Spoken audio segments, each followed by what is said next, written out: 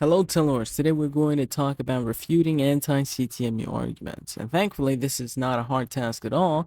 It doesn't really require much in-depth argumentation because the arguments on the other side are complete garbage. 1. The CTMU is incomprehensible. One of the biggest arguments against the CTMU is that the CTMU is incomprehensible. What would the response to this be? Well, this is wrong because there are people capable of comprehending the CTMU. There are a lot of them, in fact. There are also many CTMU teachers and experts who publicly demonstrate the CTMU, such as the following channels.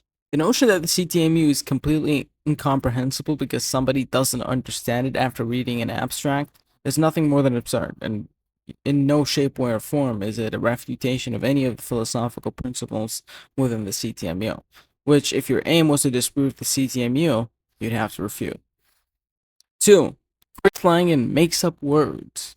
Correct, yeah, words are made up. Congratulations on figuring that out. Number 3.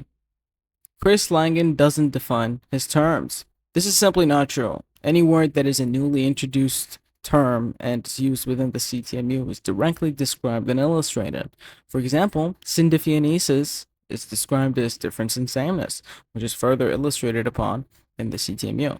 Another instance of a newly introduced term, which is defined, is telesis, which is described as ontological potential or ability for different possibilities to exist. This is explained within the telic principle. These are just a few of the endless examples of Chris being very precise with how he defines and explains newly introduced terms. A lot of these neologisms are prefixes in addition to an already understood word, such as self-determinacy, the meaning of which is obvious enough to anybody that has any level of familiarization with any metaphysics, but in case it wasn't, you're in luck because Chris explains it. Number 4. Academics don't accept the CTMU.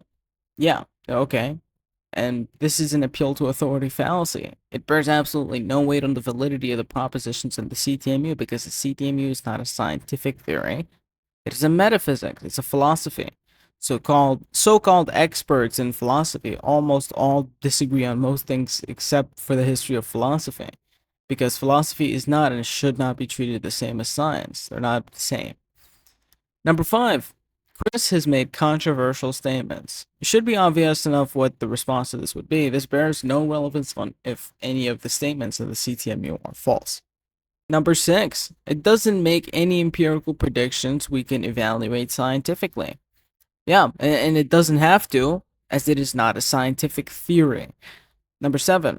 Why does reality have to evolve? Because in order for reality to be real, it needs to distinguish itself from that which it is not. And it can only do that by exploring what it is, which is unlimited potential, as there is nothing external to reality to limit it. So it explores itself as such by being all of its possibilities or potential, and that's how reality becomes manifest. Number 8. This doesn't prove God. Well, it does. God is the source of reality, which is unlimited in its ability and is completely self-dependent. Reality is all of that which is real, meaning nothing can be external to it. Therefore, reality has complete authority over itself. Reality must evolve from unlimited potential since it has complete authority over itself. Therefore, reality must evolve from God since it has complete authority over itself, since that's what God is. Number 9. You can't prove reality is a language. You can. Reality is a language because for reality to exist, it must distinguish itself from that which is not. This distinction is reality defining itself. Furthermore, reality has a goal, and that goal is to maximize existence. Otherwise, reality wouldn't exist. Since this goal is necessary for reality to exist everywhere in reality, this goal is attempted, meaning reality communicates with itself its own goals and needs. Finally, every single part of reality is an association.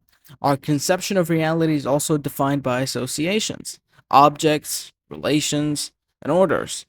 These are all what make up the categorical criteria of language, which reality fulfills. Therefore, reality is a language. These are the most frequent arguments against the CTMU I've seen. If you have any in mind, type them down below so I can address them. Hope you enjoyed. Stay down.